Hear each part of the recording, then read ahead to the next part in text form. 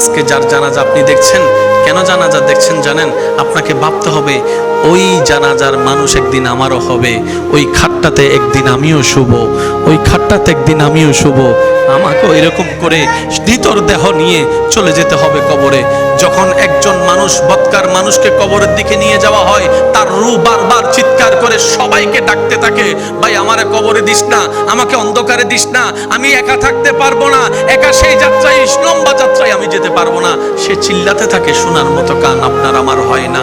আপনার আপনজনেরাই আপনাকে কোমরের মধ্যে গামছা বেঁধে, দুইজন নিচে থাকবে, হাতটা দিবে, দুইজনে কোমরের মধ্যে ধরবে, দুইজনে পা মাথা ধরে আস্তে আস্তে নামানো হবে। চিৎকার দিতে থাকে সেই সময় মৃত ব্যক্তিরা, তখন রুহগুলো চিৎকার দিতে থাকে, ভাই আমাকে নামাইস না, আমি পারবো না থাকতে, কবরের মধ্যে থাকতে পারবো না। কে শুনে কার কথা? ভালোবাসা যতই হোক, শরীর থেকে গন্ধ শুরু হলে ভালোবাসা তো আর ভালোবাসার জায়গায় থাকবে না। এটাই তো বাস্তবতা। সেজন্য কবরের মধ্যে যখন আপনার দেহটা মাটি স্পর্শ করবে, আপনার চতুর্পাশ থেকে যখন অন্ধকার হতে থাকবে, আমি তখনই বুঝতে পারবো আসলে আপন বলতে পৃথিবীতে কেউ নাই, আপন বলতে পৃথিবীতে কেউ নাই, আপন বলতে পৃথিবীতে কেউ নাই।